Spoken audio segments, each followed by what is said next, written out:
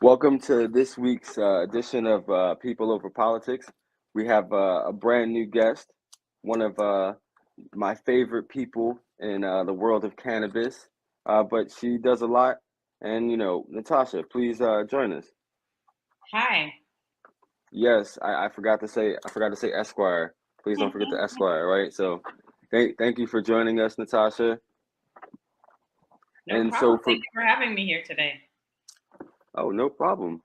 For people who might not be familiar with you, please tell them a little bit about what you do and your background. Awesome.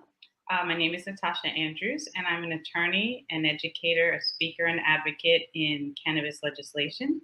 And I am founder of the National Association of Black Cannabis Lawyers. I love it. I love it. I'm rooting for anything black.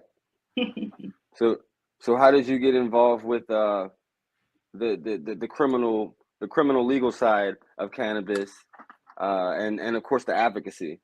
Okay. It's been a wild ride. It was unanticipated and unforeseen. I actually first entered into this space from immigration law. I practiced as an immigration attorney and kept seeing repeatedly that would have clients that were not only detained, but ultimately removed, some permanently from the US for nonviolent, low level cannabis possession charges. Not being a criminal attorney myself, I didn't get it. I didn't make the connection, and I didn't see the bigger picture. It simply seemed to be something that I saw repeatedly.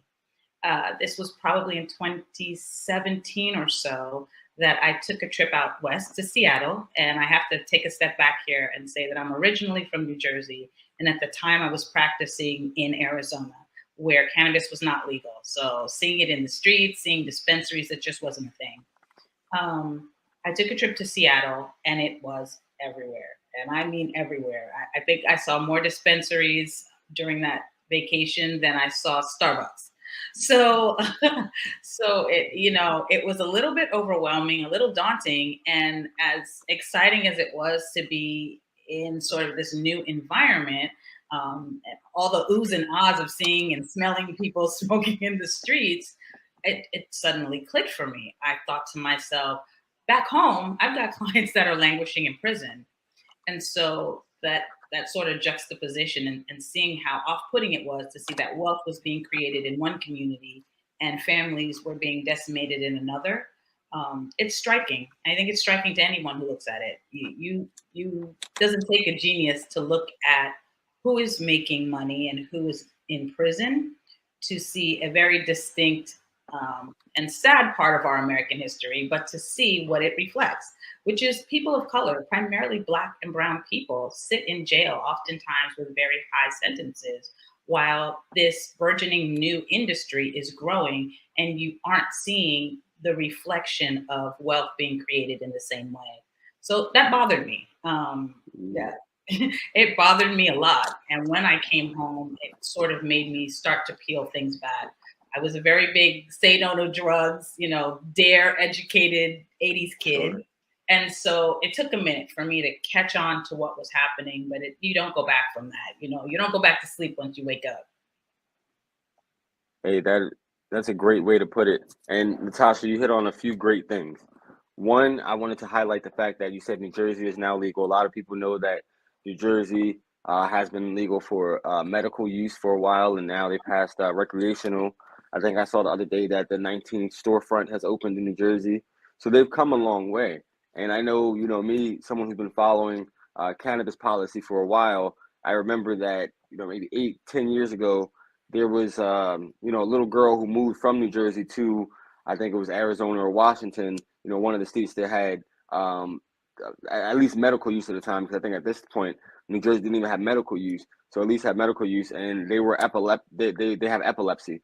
So they suffered a lot of different epileptic seizures. And the thought is once they moved to the state of Arizona or Washington, I really don't remember, but their quality of life improved because they were able to become pediatric medical patients. And there are certain strands that work towards exactly towards certain disorders, like Charlotte's Web, which is designed for a specific illness. So you definitely have treatments, and the thought is like this person's quality of life has changed, right? But now you have New Jersey, who has now moved with the times, right? They moved with the times and they've now legalized.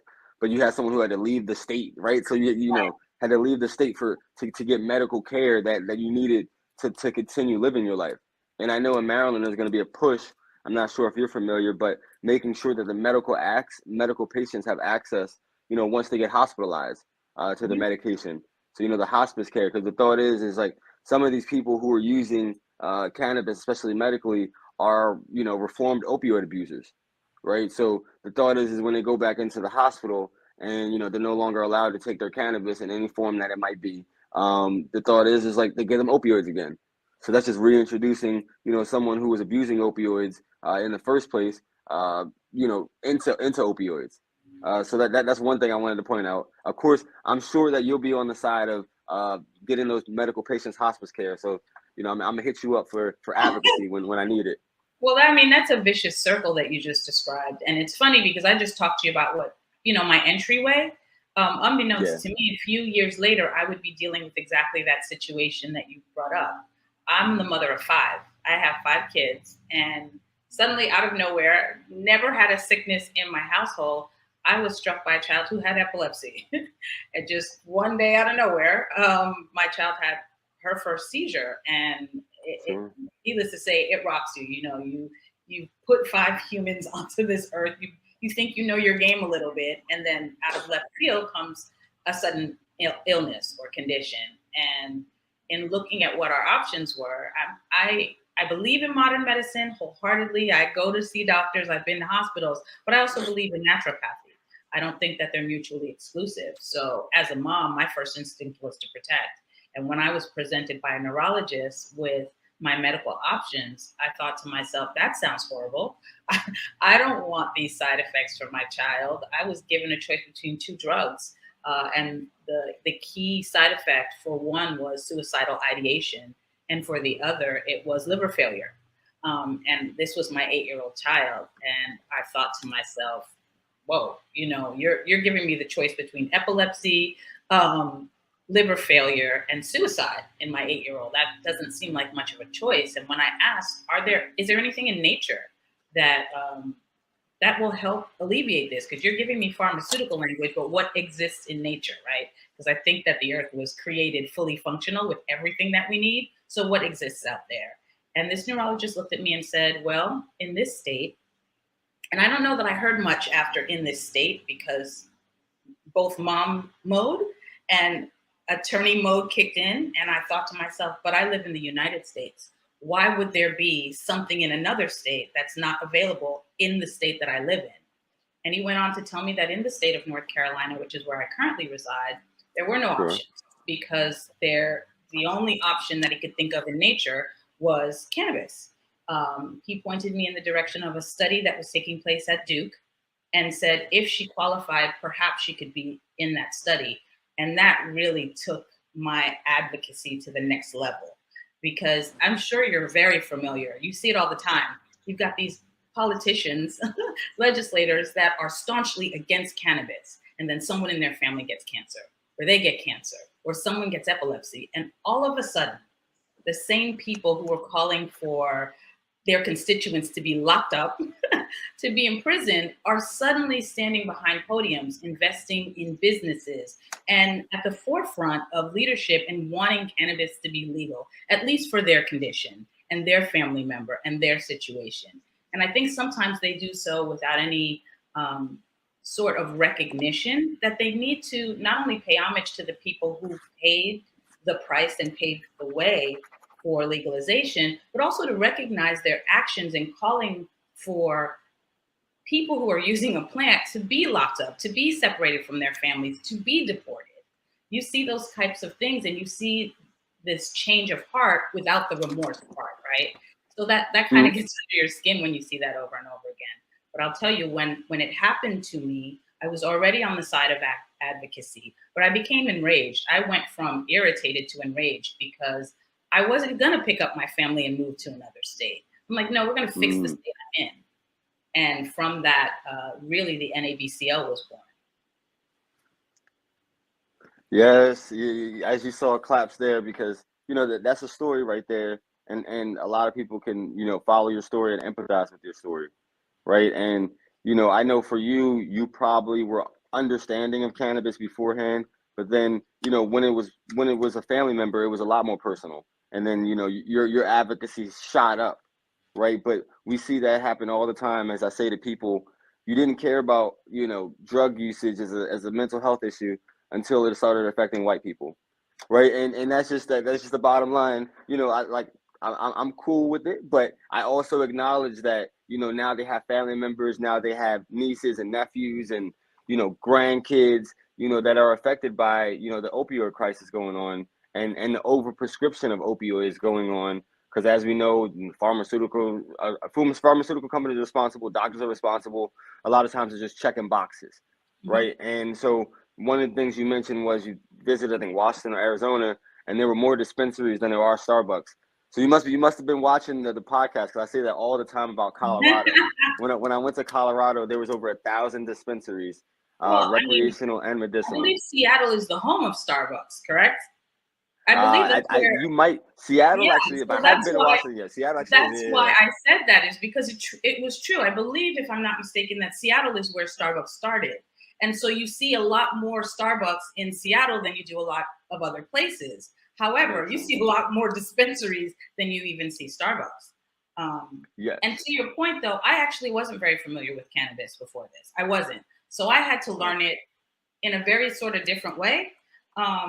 And that's important to me, right? Because that education piece is sort of what leads to the fear and apprehension. When I often speak to people about the propaganda that led to the demonization of both the people and the plant. And there's a whole back history to that. The statement that you made about people not caring until it affected white people, there's some historical truth to that, right? That's probably an inflammatory sort of statement to make. But if you look at the history of cannabis in this country, you'll notice that it was initially used to demonize Mexicans, African people of African descent, and anti-war protesters. Those are the three categories that the president at the time, Nixon, sought to put a stop to. It's not that he believed the propaganda that he was putting out. It's not that there was any evidence to say that it was true. It's that he wanted to shut down those three undesirable groups in America. And you found that laws started to loosen a bit when cannabis became prevalent in middle-class white communities. Middle-class white students were using weed at school. And when that happened, you suddenly started seeing states loosen their laws as it pertained to cannabis possession and usage, because they didn't want to see their sons and daughters go to prison. And so, not to be inflammatory, but to be accurate, because I do believe in the accurate retelling of history, that can't be ignored. That's not just people throwing up hype. It's not just people saying, this is all about being black and white. It's true. It's true that that's when laws change. So it's important to know that. I don't fixate on it. I don't focus on it, but I do educate people on it when that subject comes up, because it's relevant. Absolutely. I mean, and I think you brought historical knowledge into it, and I appreciate learning about that. You learn something new every day, and of course, in the aspect of talking about marijuana, right?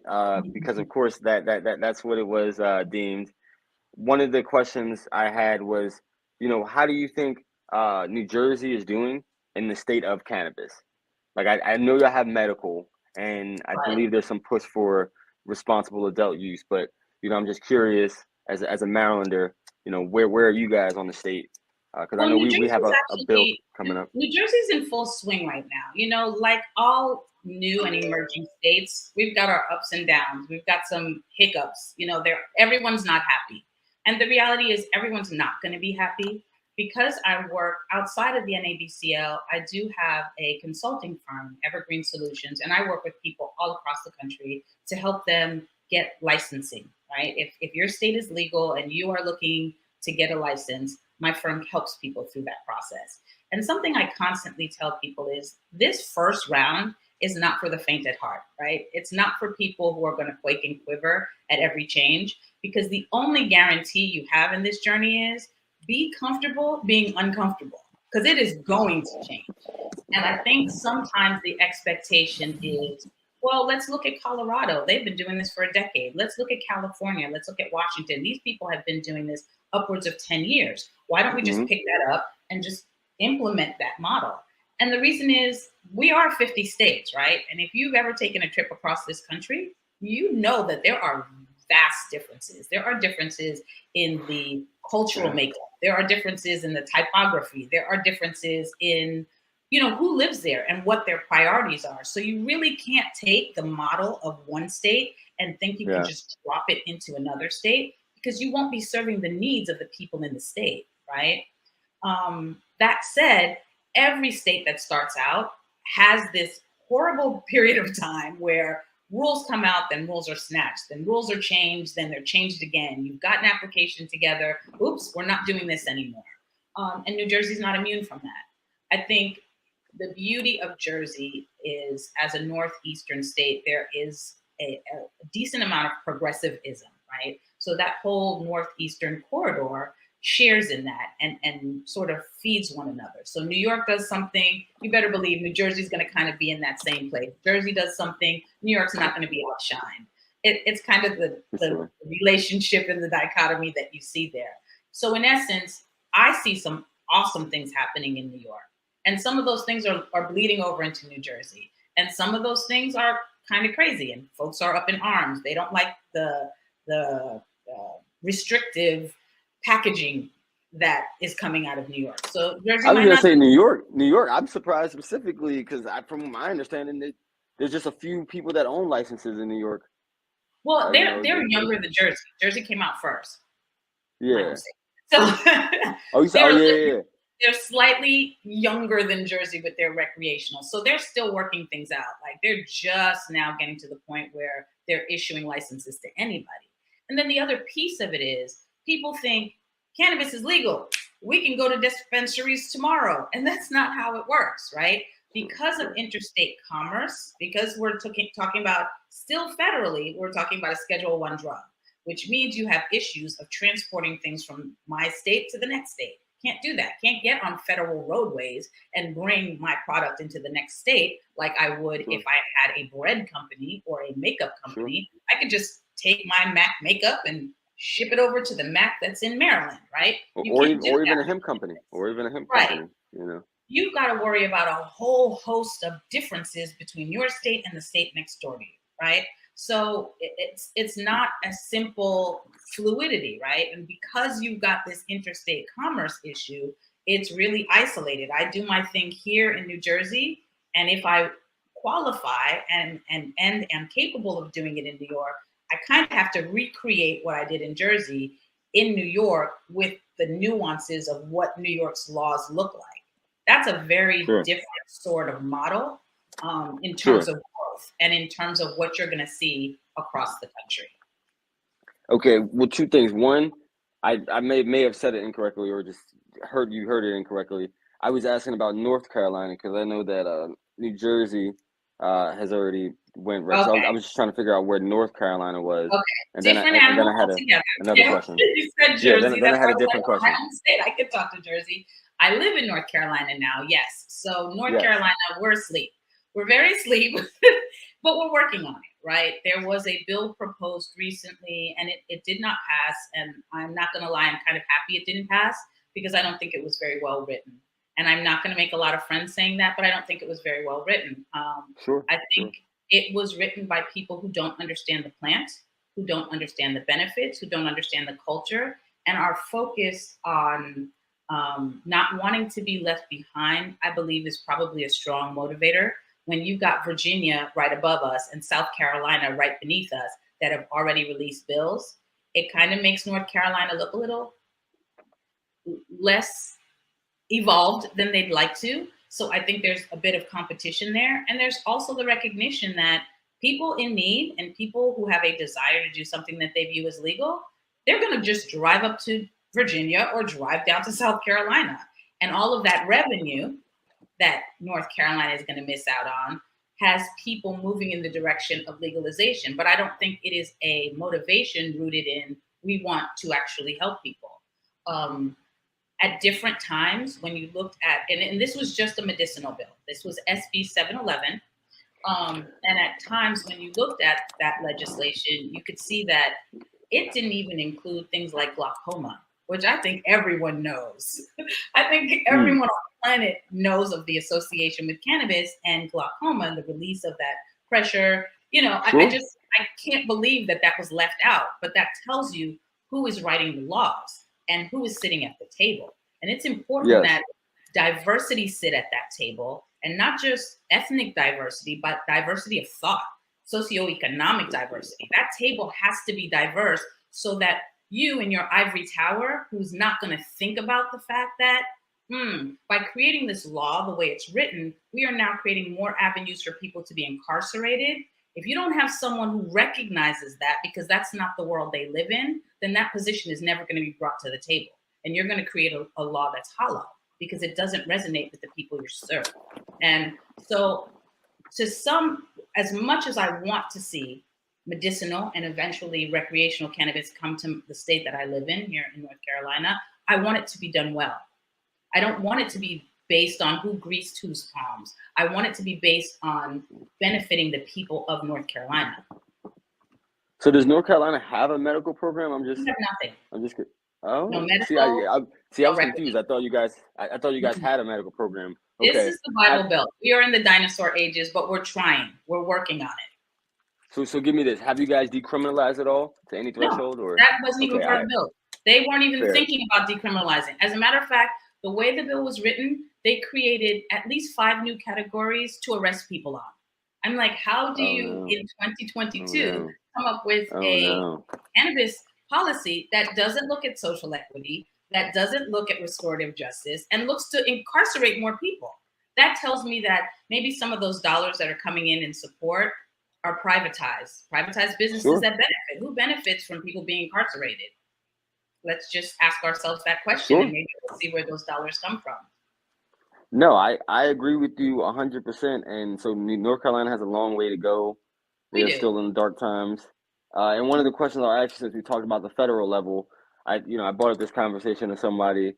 When we're looking at federal policy, there's a few things that we would wish to happen for cannabis. Safe banking, legal in every state, descheduling. My question is, I feel like a lot of times we're focusing on doing like so many things at once. Like, has there ever been like a conversation? I know you lobby all over at the federal level to like just focus on descheduling the drug rather than like legalizing it in all 50 states, because if they descheduled it, I think that, that would solve a lot of the problems, that exist around the planet. It would. It really would. And I think there's a tug of war at the federal level with that. You've got to realize you're dealing with lots of different agendas here, right?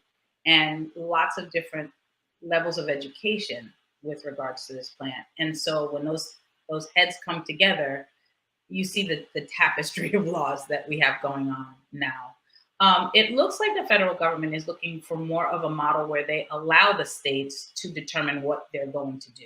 So eventually, eventually, based on the trajectory, it looks like the federal government will have to shift to saying, okay, this is descheduled. And so we're going to allow each state to determine what's best for them. And so we will continue to see a myriad of laws. I don't necessarily think that's the greatest model, because I agree with that. But yes, if I want to buy a bottle of wine in North Carolina, it's not radically different than buying a bottle of wine in Oklahoma. But if we allow each state to do something different with it, it's going to be a whole different process. And they're going to have the right to say things like, okay, if I'm not from this state, then even as a medical patient, if I'm visiting Oklahoma, and I'm just throwing Oklahoma out there because it's the furthest thing that I can think of from where I am. But if I go to Oklahoma and I'm a medical patient here in North Carolina, and again, I'm pretending that North Carolina has a medical program, does that mean I'm precluded from going into a dispensary in Oklahoma? Well, Oklahoma could determine that. Based on the way they structure their law, they could determine that. But what if I have a crisis and I'm visiting? What happens in that instance? Do I have to find a neighboring state that'll honor my medical card? Do I have to reside? You know, do I have to all of a sudden find a way to prove residency in Oklahoma? It's just Mm. I don't know. I feel like the federal government should probably take more of a definitive stance. And I know states fight vehemently for their independent rights, but there are certain things that the federal government does step in and do. They stepped in to create this war on drugs. I think they need to step in and fix it.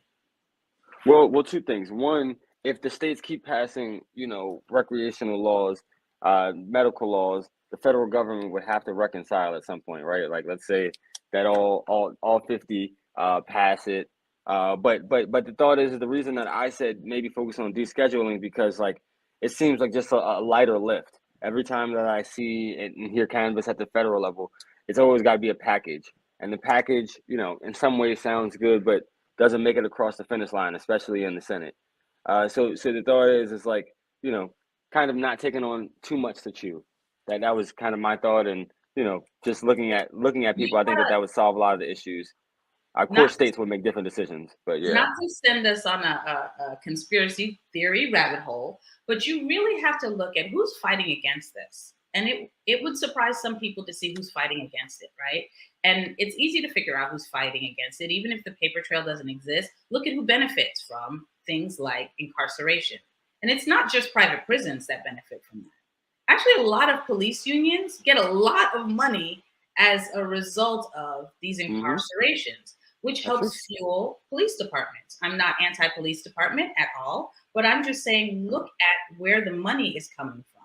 Does big tobacco stand to gain something by keeping it from being legalized federally? Does big pharma? And again, I'm not opposed to companies doing what they need to do to survive and thrive, but it's not as simplistic as saying, oh, it should be legal, because we all know that. I'd say a Sure. majority of Americans recognize that it should be, but why isn't it? And you've got to look beneath the surface to figure out what it isn't, why it isn't. And I think it's interesting right now because we're in a very strange position, right? We have Brittany Griner, who's a U.S. citizen, who is Sure. uh, an athletic superhero, if you will, right? A superhero. She's currently caught up in some sort of political nightmare under the guise of a cannabis offense, but we don't have a moral position to demand her release, right? I think it sounds so very hollow for our president to stand there and dictate to another sovereign nation that they must release this person. Not because that's not right, but because we can't even get our act together here. So you have to question, how do we challenge those sorts of things? How do we advocate for our fellow citizens around the globe when we've got people languishing in prisons right now in certain Well, states with life well, sentences? I don't know if you heard of the Jonathan Wall. Well, he just got convicted but not sentenced yet. And that was here in Baltimore. So I don't know if Yeah, you heard about that case this past it's year. it's hard, right? It's hard to take this position with the world and tell them this is what you have to do. This is not right. We can see that it's not right. 9 years. We can see that 9 years for taking your medically prescribed vape pen by accident to a sovereign nation. It's a sovereign nation. I respect that. But 9 years is crazy. And you know that 9 years has very little to do with her or the crime. It has a lot to do with a lot of things that are outside of Brittany's um, power, right? Of So course. we understand that, but how do we take a position on the globe? Because it's very easy for anyone to turn around and say, what are you talking about? Take care of your own home before you come tell us how to take care of our home. Well, And I agree with you. I agree with you. I mean, I think Biden could do it with the stroke of the pen, the executive order, and making sure, to grant clemency to, those people who were in jail for cannabis related charges. But one of the things that, of course, I wanted to, bring up before you left, I had a couple rapid questions for you, sure, right? So the first question is, um, do you have a favorite strain or terpene? I don't. No, Like, no. I don't have a favorite. I wish I had an answer to that question, but I don't. I don't know that I am a traditional user, so to speak, which is sort of makes my position interesting. Um, Sure, sure, sure. I've never used my lungs in that way. I'm like, that's not what I feel my lungs are designed for, and I I don't think understand. my lungs feel that they're designed for that either. Well, as I tell people, there's many consumption methods. You could do a But lotion, you right. could There do a are bath many bomb. consumption methods. I Yeah, don't know. I know the advocacy. I don't know the plant as well as some might assume I do. So I don't have we an got answer we to got to take some tours. We got to take some tours together for sure. Okay, it's all good. So I got the next question. Who is your favorite superhero and why? Favorite superhero. Ooh, that's so good. You couldn't have sent these ahead of time. You said, well, that's the point of just having a convo, and being on the spot. That's Oh the man, point of just having a free flowing discussion. superhero. I have one. I don't. The first person who comes to mind is our former president Barack Obama. And I know that's Okay. not necessarily going to be the most popular answer, but Hey, you're for the me, first one who that said it, so big it's ups, it's big ups. it's for me that whole election was life changing, and I got to see what that meant to my kids. And I know that he was hampered in being able to do all that he could do. I know that everything Sure, wasn't done with perfection, but sure. I'm so glad that I lived to see that. And I'm so glad at the man that he was from the beginning and continues to be now, in spite of what our country has done to try to disparage him. Some portions of our country have tried to do to disparage him. I love the entire Obama family, so I think that's just who comes to top of mind at this point. Big ups. I mean, I take a lot of inspiration from Obama, and the thought is I was a freshman college student when he won in '08, and I remember playing that Tiger song, Obama, Obama, Obama on repeat, in the hallways or whatever. But that's beside the point. The other thing I was going to ask you was if you had a quote or a book to tell a teenage person of color or a teenage woman girl growing up, what would that book recommendation be, or a quote, if you have a book or a quote for this young lady? I think a book I would probably recommend, Behind Her Eyes. Oh, I've heard of that one. Okay. Behind Her Eyes, I think I would. I think that's a good coming of age, a good inspirational, and a good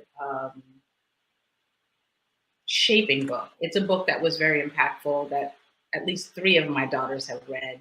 I don't think I was able to get my son to read it, but but it really tells a story of not getting caught up in following what everyone else Sure. is doing. And that is not an easy thing to do, right? I know this well. I started making a lot of noise about cannabis well before other attorneys were, and that was a hard step forward to take. There were attorneys in states where it was popular on the West Coast, but where I was seated, it was the side eyes were unbelievable. Like, you're doing what? Mm-hmm. You That's the know, weed lawyer. and I so understand. for me, not stepping out on what you believe is so very important and such a very valuable lesson, because what you think is going to keep you insulated and popular right now is not in 5 years, in 2 years, in 3 Sure. months, when it's no longer the thing. And if you just flow with the whims and whimsy of whatever's going on around you, you never get a chance to express yourself to the fullest. So Behind Her Eyes is definitely a story that I would recommend. Behind Your Eyes, and so I want to highlight that you were advocating for cannabis before it was sexy, right? So But yes, yes, yes. before it was Not a sexy hot sexy. topic, It's not yes, sexy where I live now. So exactly. even now with what I do, in North Carolina, it's kind of like, oh, they just, they start asking me where to buy weed. I'm like, I'm not a dealer. I'm an advocate. That's not the same thing. Right Sure, now it's illegal in my state. I can't tell you where to go get it, but I can tell you yeah, I'll fight for your right to go get it. Um, sure. Sure, absolutely. That is funny, and I hope to work with you in October with that Know Your Rights expungement clinic that I have in the works. I've done a couple other than that, but also I'm not sure if the studio producer, Mr. Honolulu, told you about the conference that we have coming up around, of course, the just education, but we have the ballot measure coming. So we want to make sure to give many different voices. And then the thought is inform the people, because there's a lot of people who still don't know that it's going to be on the ballot, right? So, and as I tell people, getting it past the ballot's important, but making sure that we are in the conversations of the framework is even more important. So engaging you now, you'll be more engaged in understanding the process in January, February, March, when we need to make these game time decisions. Because one of the things that's important to me is to make sure that the community has a real voice in the framework that goes forward. Because I've seen in the medical market and, in some other markets in the adult use market where, one, patients haven't been at the forefront, but also people of color who, have been most impacted. Like you're thinking of the medical marijuana, cannabis, or with the MMCC. You're thinking about the MMCC in Maryland, no medical patients. You're thinking about the legal advisory board that they were talking about. There was only like one position in the language last year that they passed in HB1 that like someone like myself could apply for. You know what I mean? Like that wasn't like super expert in or a doctor or a lawyer or a lobby. You know what I mean? Like so, there wasn't many just regular everyday people that could apply for these things. But with that being said, I definitely don't want to hold you up. But I do want to say that I appreciate you and everything you do and the NABCL, and best of luck to your business, Evergreen. I hope to use you in the future, as I continue to decide my path. Right now I'm on the advocacy legislative path, but definitely want to be a small business owner, and help bring generational wealth back to my community and of course my family. So definitely, I definitely will talk to you. But the last thing is tell people how they can get in touch with you, because of course, we want them to be able to stay in touch with you. Oh, absolutely. You can definitely visit nabcl.com. You can reach me there. You can go to theevergreensolutions.com as well if you are looking on the consulting side. But if you want to reach me from an advocacy perspective, please do so by visiting the contact us section of www.nabcl.com. And you can find me on Instagram. You can find the Cannabis. If you follow me as the Cannabis on Instagram, it's Canna, Canna, Boss, BAWSE, for Badass Woman Straight Executing. And you can find me there as well. Hey, I love it. I didn't even know what that meant before, but you gave it a meaning, and I love it. So definitely I will see you soon. And for anybody who didn't know, she was recently on a conference with me and Delegate Gabriel Acevedo for the Japan America policy on basically drug policy, but it was mostly related to cannabis. So that's how I work with you there, and I look forward to working with you on all of the projects we've talked about. So yes, women leading in cannabis. I appreciate you, and I will definitely stay connected. So thank you so much, Natacha, for joining us, and have a good rest of your weekend. You too. Thank you. Bye. Yes, appreciate it. Hey, so that was a new guest we have on this week's episode. Look forward to seeing you next week, People Over Politics. Have a good one. Greetings and salutations, all my friends out there in internet land. I am William Honolulu Jr., and I have the privilege of being the host of the Black USA News Morning Show. The Black USA News Morning Show is currently recruiting guests for an upcoming series on single parents and co-parenting. We find that there's a lot of misinformation and a lot of isolation in the narrative about single parents, and we want to make sure that we keep this platform available to tell the true story, our people's story. The topics that we will be covering range from health, wellness, type of support, how important your social support system is, romance, and things of that nature. If you're interested in becoming a guest, you can check the link in the description. You can email us at info@grindinggang.com, or you can visit this link. Thank you so much, and have an awesome day.